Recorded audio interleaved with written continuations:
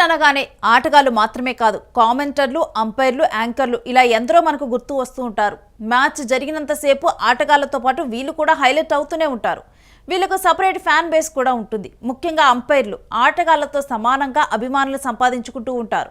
అందులో David Shepherd, Dickie Bird, Billy Bowden, Steve Bucknor, Simon Taufel, Richard Illingworth, Kumar Dharmasena వంటి అంపైర్లకు fans ఉన్నారు. ప్రస్తుతం అంపైర్ల కంటే గతంలో ఉన్న అంపైర్లకు ఫ్యాన్స్ ఎక్కువ. ఇలా ఫ్యాన్ ఫాలోయింగ్ సంపాదించుకున్న వారిలో డిక్కీ బర్డ్ కూడా ఒకరు. యూకేకి చెందిన ఈ అంపైర్ తక్కువ మ్యాచ్లకే అంపైరింగ్ చేసిన మంచి పాపులారిటీ సంపాదించుకున్నారు. ఇంగ్లీష్ క్రికెట్ అభిమానులు ఆయన్ని ముద్దుగా డిక్కీ అని పిలుచుకుంటారు. ఎందరో యువ అంపైర్లకు ఆయన మార్గదర్శి కూడా. అంతటి పాపులారిటీ సంపాదించుకున్న డిక్కీ బర్డ్ కన్నుమూశారు. ఆయన అసలు పేరు హెరాల్డ్ బర్డ్. 92 సంవత్సరాల వయసులో డిక్కీ మరణించినట్లు యార్క్షైర్ కౌంటీ క్రికెట్ క్లబ్ ప్రకటించింది. డిక్కీ బర్డ్ 1973 నుంచి 1996 వరకు 66 టెస్టులు, 69 అంతర్జాతీయ వన్డే మ్యాచ్ల్లో ఆయన అంపైర్గా పనిచేయగా వాటిలో 3 ప్రపంచ కప్ ఫైనల్స్ ఉన్నాయి. భారత్ కైవసం చేసుకున్న 1983 వరల్డ్ కప్లో ఫైనల్లో ఆయనే అంపైర్. ఇక బర్డ్ క్రికెటర్గా కెరీర్ మొదలుపెట్టారు.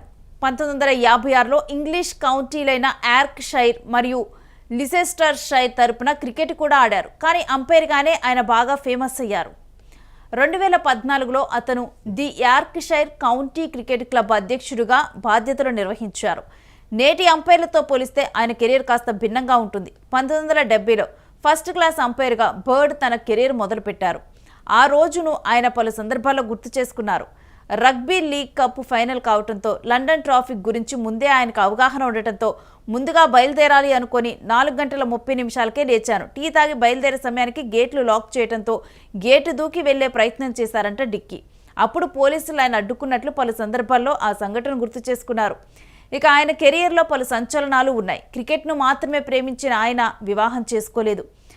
ఎల్బీడబ్ల్యూ విషయంలో ఆయన కాస్త వ్యతిరేకంగా ఉండేవారు. తక్కువ సందర్భాల్లో మాత్రమే ఎల్బీడబ్ల్యూ ఇచ్చేవారు. కానీ ఆటగాళ్లు మాత్రం ఆయన్ని వ్యతిరేకించేవారు కాదు.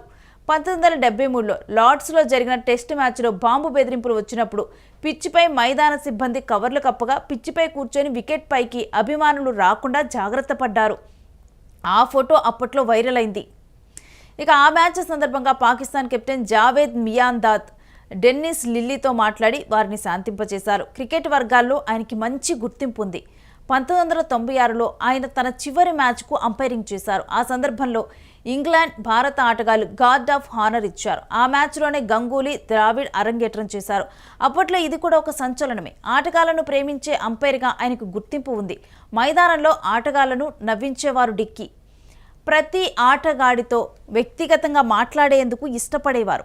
భారత దిగ్గజం సునీల్ గవాస్కర్ బ్యాటింగ్ చేస్తున్న సమయంలో అతని దృష్టికి ఇబ్బంది కలుగుతున్నట్లు గుర్తించి మ్యాచ్ ఆపేశారు డిక్కీ. అలాగే టెస్ట్ మ్యాచ్ చివరి సెషన్ సందర్భంగా సూర్యకాంతి కారణంగా ఆటగాళ్లకు ఇబ్బందిగా ఉండటంతో మ్యాచ్ను నిలిపివేశారు.